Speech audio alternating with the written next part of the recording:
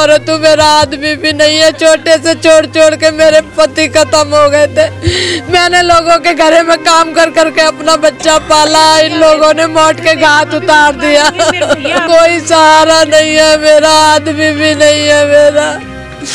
मेरी बेटी शादी के लिए किराए का मकान है, मैं क्या करूँगी। तो और मुझे ये भी नहीं पता कि इन लोगों ने ही मारा उसका मुंह दबा के, क्योंकि एकदम से नहीं मर जाता वो। आसानी से गांजा और ये शराब वगैरह बड़ी आसानी से मिल जाती है। हमें इंसाफ चाहिए, पुलिस कोई कार्रवाई नहीं कर रही है। पुलिस को मंजू जो उसका दारू गांजा चलता है वो हर हफ्ते की उसकी 50,000 रुपए की तनख्वाह जाती है पुलिस वालों को जो बीट वाले हैं। तो इन लोगों की आंखों की किरकिरी बन गया ये बंदा, इनकी आंखों की किरकिरी बन गया कि अच्छा हमें नशे का काम नहीं करने देंगे, तो खुलेआम हत्या कर दी। पुलिस वाले सब बिके हुए हैं कोई, और SHO भी कल हमसे बोलता रहे हटो यहाँ से, पर तो रोज का धंधा है। मैं तरस रही हूँ, एक पल मैं अपने बेटे को देख लूँ, मेरे को अपने। दिल्ली के चप्पे चप्पे की खबरों पर हम रखते हैं पैनी नजर, तो अब यही खबरें आप देख सकते हैं हमारी ऐप पर। तो फिर देर किस बात की है, तुरंत जाइए प्ले स्टोर पर और जाके डाउनलोड कीजिए तेज तर्रार ऐप को। नमस्कार, मैं हूं आंचल मित्तल और आप देख रहे हैं तेज तर्रार, जहां दिखाई जाती है खबरें दिल्ली की। राजधानी दिल्ली में आपराधिक वारदातें थमने का नाम नहीं ले रही और इन वारदातों का जो मुख्य कारण है वो नशा होता है। इसी को लेकर इस वक्त हम मौजूद हैं दिल्ली के मधुविहार इलाके में। यहाँ से नशे के चलते एक और युवक की हत्या की गई है और युवक एक नाबालिग था जिनका नाम टीटू गौतम बताया जा रहा है और उनकी उम्र करीबन 17 वर्ष थी। बीते दिन करीबन 4 लोगों ने उन्हें यहीं के पास के पार्क में ले जाकर उनके ऊपर चाकुओं से वार कर दिया। बताया ये जा रहा है कि वो युवक इलाके में नशे को रोक रहा था, नशे जो बिकते हैं इस इलाके में उन्हें रोक रहा था, जिसके कारण उनके साथ ये पूरी वारदात हुई। आइए एक बार परिवार के साथ जुड़ते हैं और जानने की कोशिश करते हैं कि आखिरकार अभी तक क्या कुछ कार्रवाई हुई है इस मामले में। जी, आपका नाम? कुसुमलता। क्या कुछ हुआ था आपके बेटे के साथ? मेरे बेटे को मौत के घाट उतार दिया, चाकुओं से गोद के मारा है और मुझे कुछ नहीं पता। कितने लोगों ने मारा है कुल? 4-5 लड़के थे ये। घर से क्या कहकर गया था आपका बेटा? मैं तो काम पे गई थी, मेरा बेटा नहा धो के गया था, 12-1 बजे निकला था, 2-2:30 बजे के बीच में उसको मारा है। क्या नाम था उनका? टीटू गौतम। आपके बेटे का नाम? टीटू गौतम। उम्र कितनी होगी उनकी? वो 17-18 साल के बीच में था। तो अभी फिलहाल क्या कार्रवाई चल रही है इस मामले में और कहाँ पर मारा गया उन्हें? तो मेरे बेटे की मुझे बॉडी ही नहीं दी, मुझे तो पता ही नहीं कि कार्रवाई चल रही है ना चल रही। मुझे तो नहीं लगता कि कार्रवाई चल रही है। कौन से थाने में है ये मामला? ये मधुविहार थाने में, क्योंकि जिस तरीके से ये लापरवाही कर रहे हैं, मुझे मेरे बेटे की अंतिम सांसें गिन रहा था अस्पताल में, मुझे वहाँ भी नहीं देखने दिया और मेरा बेटा जब मर चुका तभी भी नहीं मुझे बताया। तो और मुझे ये भी नहीं पता कि इन लोगों ने ही मारा उसका मुंह दबा के, क्योंकि एकदम से नहीं मर जाता वो, घंटे 2 घंटे में जिंदा तो रहता, लेकिन इन्होंने तुरंत कह दिया मर गया। तो पुलिस वालों की साजिश है इन्होंने, क्योंकि मुझे अंदर नहीं जाने दिया। कहाँ अंदर? हॉस्पिटल? हॉस्पिटल में नहीं, मुझे बेटे के पास जाने दिया अंदर, और लाल बहादुर शास्त्री में। और मेरे बेटे को मेरी आंखों के सामने ले जा रहे हैं और मुझे यही नहीं पता चल रहा। मैं सोच रही हूँ मेरे बच्चे का ट्रीटमेंट चल रहा है, ये कहाँ का इंसाफ है। और अभी तक मेरे बेटे की मुझे बॉडी भी नहीं दी गई है। 4 से 5 लोगों ने उन्हें मारा है? जी।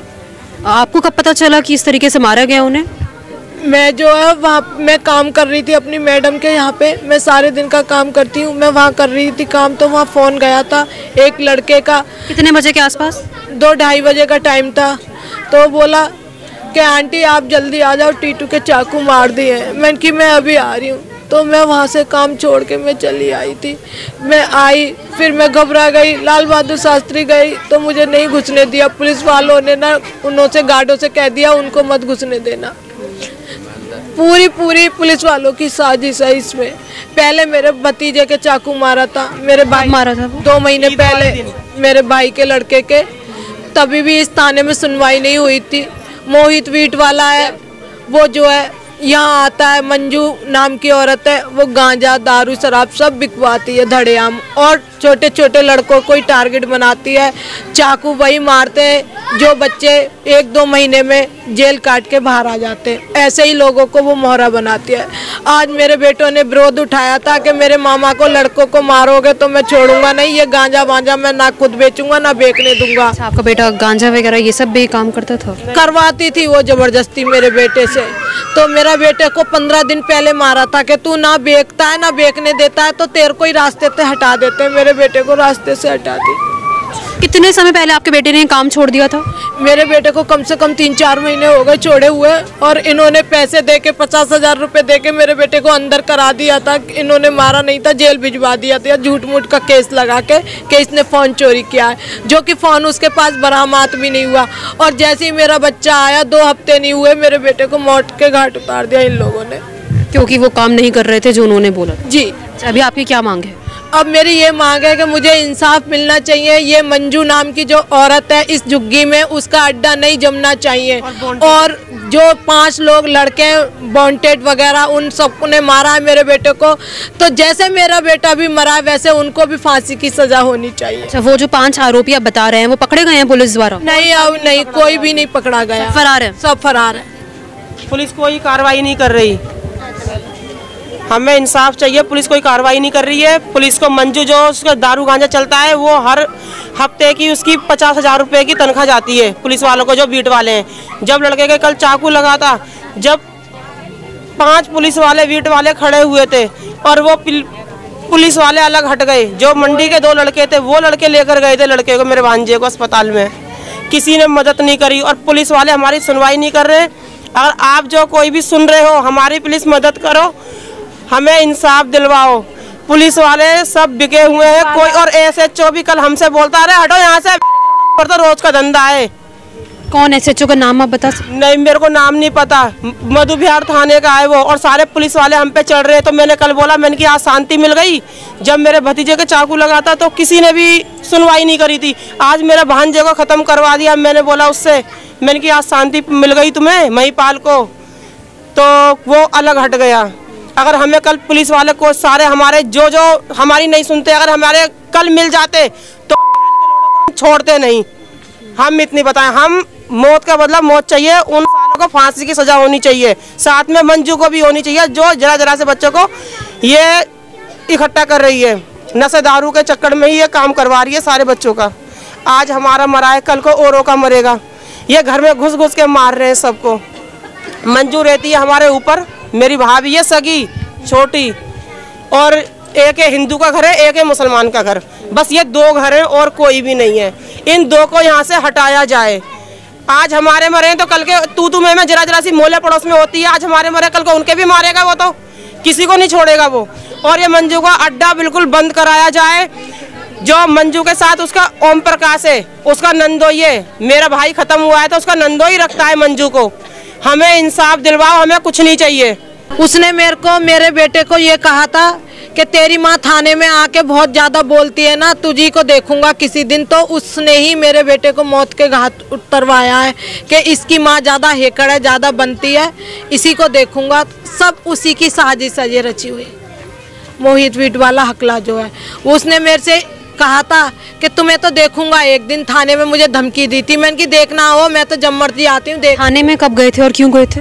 मेरे भाई के लड़के के चाकू मार दिया था 2 महीने पहले, तो उस चक्कर में मैंने गाली गलौज कर दी थी। तो वो कह रहा तुझे देखूंगा, तू ज्यादा बोलती है, तो उसने मेरे बेटे को टारगेट बना लिया। इसका नाम आप ले रहे हैं, वो उस वक्त क्या कर रहे थे थाने में? ड्यूटी कर रहा था अपनी। पुलिस में ही है जी। वो ऐसा लग रहा है कि पुलिस वाले ने इस तरीके का वारदात करा। जी, उसी ने ही करवाया है ये। और वो चिढ़ता था और यहाँ आता था, वो चिढ़ता था हमसे, पैसे लेने आता था मंजू के घर। वो हम अच्छी तरीके से उसकी जानकारी जान गए थे ना, तो वो हमसे चिढ़ गया था। और तू मेरा आदमी भी नहीं है, छोटे से छोड़ के मेरे पति खत्म हो गए थे। मैंने लोगों के घरे में काम कर करके अपना बच्चा पाला, इन लोगों ने मौत के घाट उतार दिया। खत्म हो गए, इनको कौन रखेगा ध्यान? मेरे बच्ची को भी इंसाफ चाहिए, इंसाफ बिल्कुल दिलवाना चाहिए। मेरे कोई भी नहीं है मेरा, कोई सहारा नहीं है मेरा, आदमी भी नहीं है मेरा। मेरी बेटी शादी के लिए किराए का मकान है, मैं क्या करूँगी? काम कर करके नहीं पालन कर रही है ना, बच्चों को छोड़ छोड़ के नहीं, सुबह को सोते हुए छोड़ छोड़ के चले बच्चा तुम घर ही रही हो, ऐसे हो तो ऐसे तो और मरवाएंगे। उनको इंसाफ थोड़ी नहीं, इंसाफ तो दिलवाना चाहिए। पुलिस वाले पैसे खा खा के बैठ गए, कुछ भी अभी तक डेड बॉडी भी नहीं आई, माँ को चेहरा भी देखने नहीं मिला, कैसे बीतरी होगी माँ के ऊपर। विधवा माँ के इस बूढ़ी बुढ़िया को कौन रखेगा, उसको इंसाफ दिलवाए भाई, इसको इसका आदमी भी नहीं है, इसको बुढ़िया को मेरे भैया की अभी तक बॉडी भी ना आई, देखने को भी मिल जाए। मैं तरस रही हूँ, एक पल मैं अपने बेटे को देख लूं। मेरे को अपने साथ खाना खिलाता था बिठा के, आज मेरे मुंह में अन्न का दाना नहीं गया अभी तक। मेरा बेटा आके खिलाएगा मुझे। मेरा बेटा मुझे हल्दी वाला दूध पिलाता था, अंडा फेंट के उसमें, मम्मी तुझे सर्दी ना हो जाए, तू ठंड में काम करती है। मेरा बहुत ध्यान करता था, कल से कोई भी मेरा ध्यान करने वाला नहीं है। जी सर, आपका नाम? संजीव भाटी। जी सर, इस मामले को लेकर आप क्या कुछ कहना चाहेंगे? देखिए, देश में ऐसी बहुत सी जगह है जहाँ पर, जैसे यहाँ पे अवैध कारोबार चल रहा था, शराब का, जुए का, सट्टेबाजी का, नशे का केंद्र बन गया था, और यहाँ पर आज उसी की वजह से एक बच्चे की जान गई है। अगर यहाँ पर ये नशे का कारोबार ना चल रहा होता तो शायद एक बच्चे की जान ना जाती। और आप देखेंगे कि कहीं ना कहीं इसमें पुलिस की मिलीभगत होती है, जो यहाँ पे भी नज़र आया कि ये जो नशे का कारोबार चलाते हैं ये थाने को पैसा चढ़ाते हैं, और पैसा चढ़ता है तो ये लोग उनके खिलाफ मुंह नहीं खोलते, उनको गिरफ्तारी तक नहीं करते। तो कब तक हम जो हैं इस तरह की भीड़ चढ़ते रहेंगे, हमारे बच्चे इस तरह की भीड़ चढ़ते रहेंगे? हमारी मांग ये है कि यहाँ से सबसे पहले जो नशे का जो कारोबार ये चल रहा है ये बंद हो सबसे पहले यहाँ से, ताकि फ्यूचर में ऐसी घटना किसी और के साथ ना घटित हो। क्यों यहाँ पर जो मामला घटित हुआ है, ये मैसेज एक जाना चाहिए कि अगर इसके बावजूद भी, अगर इतना बड़ा एक्शन लेने के बावजूद भी अभी यहाँ से नशे का केंद्र बंद नहीं हुआ तो आगे भी ऐसी घटनाएं होती रहेंगी फ्यूचर में। तो हमें सबसे पहले इस जगह को सील करवाना है, क्योंकि हम सबसे पहले जो हमारा एफर्ट होगा, जो प्रयास होगा, ये होगा कि जगह को सील करवाया जाए और यहाँ पे नशे का जो कारोबार चल रहा था वो बंद ना हो। ये जो लड़का था टीटू गौतम, जिसकी हत्या की गई है, इस लड़के ने कसम खाई थी कि ना तो मैं ये यहाँ पे ऐसा काम करूँगा नशे का, और ना किसी को करने दूंगा। तो इन लोगों की आंखों की किरकिरी बन गया ये बंदा, इनकी आंखों की किरकिरी बन गया कि अच्छा हमें नशे का काम नहीं करने देंगे, तो खुलेआम हत्या कर दी। तो इनके हौसले इतने बुलंद होते जा रहे हैं, क्यों? क्योंकि कहीं ना कहीं इसमें पुलिस भी अहम रोल है, क्योंकि ये लोग इनके खिलाफ कोई एक्शन नहीं लेते, कोई कार्रवाई नहीं करते, तो इनके हौसले बुलंद होते जा रहे हैं। तो हम लोगों को एकत्र होकर कि जनता को जब जनता कल एक हुई तो FIR भी हुई, इन्वेस्टिगेशन भी अब हो रही है, गिरफ्तारी भी जल्द कर ली जाएगी। पुलिस ने आश्वासन दिया है कि जल्द से जल्द जो कातिल है वो भी गिरफ्तार कर लिया जाएगा। आप देखेंगे सोशल मीडिया पर जो बंदा है वो जिसने कत्ल किया है, वो बंदा खुलेआम हथियारों के फ़ोटो डाल रहा है, हथियारों के साथ फ़ोटो डाल रहा है और कहता है कि जुर्म की दुनिया में उसे नाम कमाना है। कितने आरोपी बताए जा रहे हैं वैसे इस मामले में? इसमें 4 आरोपी बताए जा रहे हैं, जिसमें 3 मुसलमान हैं और एक इसमें हिंदू का भी नाम आ रहा है। और इसमें जो मेन है ये लेडी है मंजू, जिसकी वजह से ये काम हुआ है, जो ये पूरा काम चलाती थी यहाँ पे धंधा चलाती थी। वो इस तरह का आपका चरस हो गया, गांजा हो गया, अफीम हो गया, सारे काम कर रही थी वो। और यहाँ से 2 किलोमीटर सामने थाना है, तो यानी उनको डर ही नहीं है पुलिस का, क्योंकि इनका तो पैसा जाता है खुलेआम। तो हम सब लोग ये चाहते हैं कि पीड़ित परिवार को न्याय मिले और इनके बच्चे की आत्मा को शांति जब भी मिलेगी जब सारे के सारे आरोपी जेल में होंगे मंजू के साथ। उनको भी आसानी से गांजा और ये शराब वगैरह बड़ी आसानी से मिल जाती है। आप देखो जो स्कूल के बच्चे पढ़ रहे हैं, आप इनका जो हमारा ये बाल सुधार गृह है, वहाँ तक उन्होंने, जज ने भी उनसे कहा है कि ये क्यों आसानी से गांजा यहाँ पे शराब मिल जाता है। तो ये नशे का, इसमें क्राइम का बहुत बड़ा रोल है और ये नशा बंद होना चाहिए। वाकई भी बहुत ही शर्म की बात है हमारे समाज के लिए। तो देखिए, इस मामले को लेकर फिलहाल हम टीटू की मां के साथ जुड़े, अन्य लोगों के साथ जुड़े, जिनका यही कहना है कि टीटू लगभग 15 दिनों से जो है इस इलाके में नशे को रोकना चाह रहा था। जो भी इस इलाके में नशा बिकता है खुलेआम, उसे वो रोकना चाह रहा था, जिसके कारण जो भी इस इलाके में नशा बेचते हैं उन लोगों ने उसे टारगेट किया और बीते दिन उसको घेर कर उसकी हत्या कर दी। फिलहाल परिजनों की यही मांग है कि उन्हें इंसाफ चाहिए। परिजनों का ये कहना है कि फिलहाल पुलिस द्वारा कुछ खास कदम नहीं उठाए जा रहे। हालांकि पुलिस ने जो है ये आश्वासन दिया है कि वो जल्द से जल्द उन आरोपियों को पकड़ने की कोशिश करेंगे। मैं आपको बता दूं इस मामले में कुल 4 आरोपी निकल कर आ रहे हैं, तो वही एक महिला का नाम भी सामने आ रहा है जो इस पूरे इलाके में ये सब नशे के काम करवाया करती थी नाबालिगों से, छोटे बच्चों से। इसके अलावा उनकी मां ने यह भी इल्ज़ाम लगाया कि इस इलाके के जो हालात है काफ़ी ज़्यादा ख़राब होते जा रहे हैं क्योंकि यहाँ पर छोटे बच्चों को नशा बेचने के लिए मजबूर किया जाता है। अब आपकी इस मामले को लेकर क्या राय है, आप हमारे साथ कमेंट बॉक्स में ज़रूर शेयर करें। कैमरा पर्सन आकाश शर्मा के साथ मैं आंचल मित्तल, तेज तर्रार न्यूज़, दिल्ली। अगर आपको हमारी ये वीडियो पसंद आई हो तो इसे लाइक एंड शेयर करना ना भूलें। साथ ही हमारे चैनल को जरूर सब्सक्राइब करें। इसके साथ ही बेल आइकन भी जरूर दबाएं जिससे दिल्ली से जुड़ी तमाम खबरों की नोटिफिकेशन सबसे पहले आप तक पहुंचे।